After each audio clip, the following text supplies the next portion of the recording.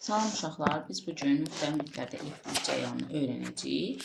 Əslində, indi deyəcəyim mövzunu biz əslində sabit cərəyanda da keçmişik. Bir də təkrar olsun deyə deyirik. Biz cərəyanı gözlə müşahidə edə bilmirik, onu müxtəlif təsirlərlə hiss edə bilirik. Birinci istilik təsiridir. İstilik təsiri nədir? Cərəyan keçən mühitdə istiliyin ayrılması baş verir və istilik təsiri ifrat keçiricilərdən başqa keçirici, indi birazdan deyəcəyik niyə. İfrat keçiricilərdən başqa, yəni sadəcə ifrat keçiricilərdə baş verir. Başqa bütün, belə deyim, mühitlərdə baş verir. İkincisi kimyəvi təsirdir. Kimyəvi təsir. Bu, yalnız elektrolit məhlullarda baş verir. Yəni, elektrolitlərlə cərəyan keçən zaman elektrolitlər üzərində maddə ayrılması prosesi, yəni elektrolizdir. Yəni, bu elektrolitlərdə. İfrat keçiricilərdə yazın baş vermir. Qarışdırmayasınız. Baş vermir. Kimyəvi təsir yalnız elektrolitlərdə müşahidə olunur. Yəni elektroliz prosesi zamanı. Üçüncü isə maqnit təsiridir. Maqnit təsiri bütün mühitlərdə baş verir. Bütün mühitlərdə cərəyan keçən zaman ətrafında maqnit sahəsi yaranır. Yazaq, bütün mühitlərdə, bunu biz artıq görə bilərik, baş verir. İndi isə uşaqlar, gəlin metallardan danışaq. Metallarda elektrik cərəyanı.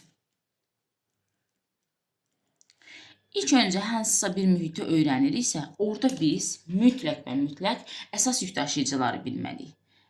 Əsas yük daşıyıcılar. Deməli, metallarda əsas yük daşıyıcılar uşaqlar nədir? Sərbəst elektronlar. Sərbəst elektronlar. Yəni, bir biz digər mühitləri keçəndə qarışdırmayasınız deyə yadda saxlamaq lazımdır. Əsas yük daşıyıcılar sərbəst elektronlardır. Burada nəyə öyrənmək lazımdır? Metalların müqaməti və ya xüsusi müqaməti fərq etməz. Temperaturla xətti asılıdır. Bu nə deməkdir əslində uşaqlar? Temperatur artdıqca müqamət də artır. Və buna əsasən cərəyan şiddəti təbii ki azalacaq. İndi bunu birazdan nümunədə göstərəcəyik nə deməkdir. Həmçinin xüsusi müqamət rho da artır. Və deyir ki, müqavimət temperaturdan xətti düz asılıdır. Müəyyən bir R0 xətti başlanğıc qiymətinə düz. Həmçinin rho xüsusi müqamətdir. İndi bu nəyə əsasən belədir, onu öyrənəcəyik. Rho sıfırdan düz.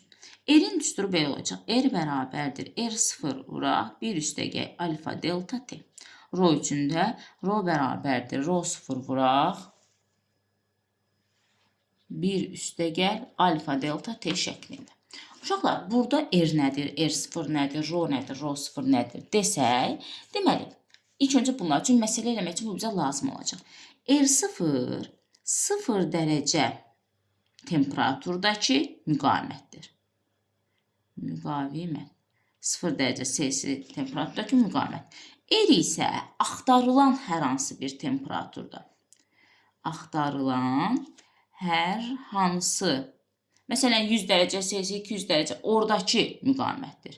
Bura 100 dərəcə Celsi, nə bilim, 200 dərəcə Celsi bunu yəni testləri elə 0 dərəcədəki müqavimət deyilsə o R0'dır. Hər hansı nə bilim 100 dərəcə, 200 dərəcə, 500 dərəcə deyilsə o R'dir.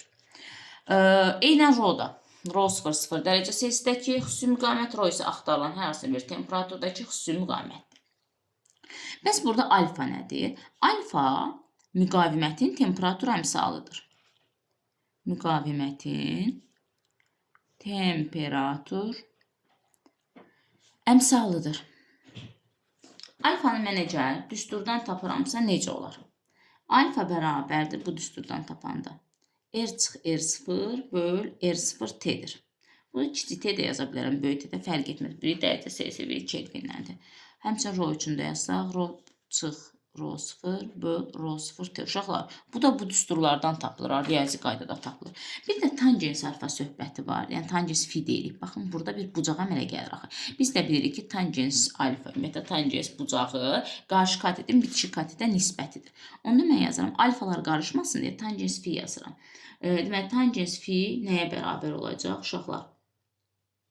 R çıx R0 böl T.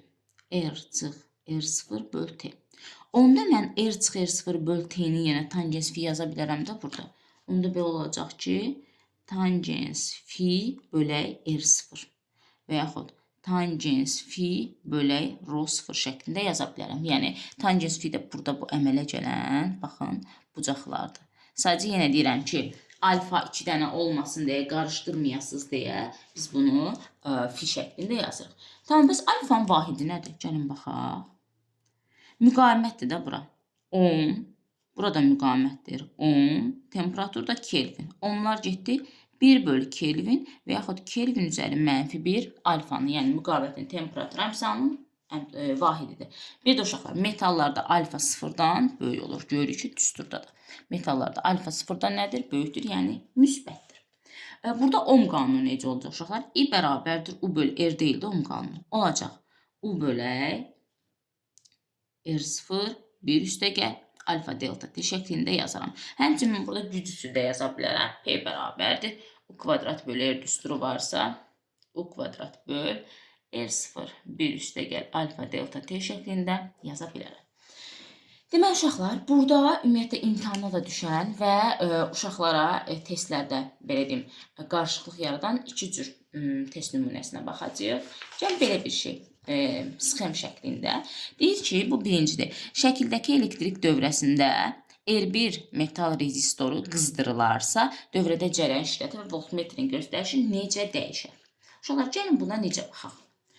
Mənə deyir ki, metal rezistor. Metallarda, yəni deyir, bu qızdırılır. Bundan söhbət gedir. Ümumiyyətlə, bu tip testləri eləyərkən nömrələrə fikir verin. R-lərin, V-lərin və yaxud A olarsa A-ların. Diqqətli olun. Mənə deyir, bu qızdırılarsa. Demək, temperatur artdı metallarda. Metallarda temperatur artanda biz dedik ki, müqavimətlə düz asıdır axı. Müqavimət nə edəcək? Müqavimət də artacaq. Müqavimət də artır. Müqavimət də artırsa əgər I bərabərdir U bölü R düsturuna görə bu artırsa bu da azalır.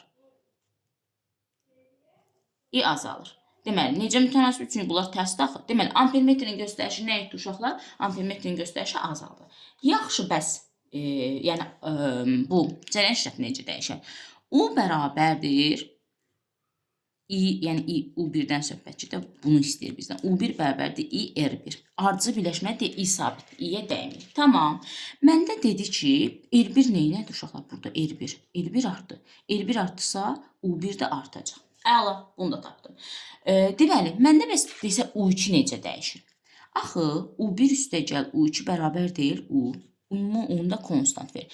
Ümumi mənbənin cərginliyinin sabit olması üçün əgər bu artırsa U2 nə etməlidir? U2 də təbii ki azalacaqdır. Yəni U1-i soruşsa bu qaydada, U2-ni soruşsa azalar.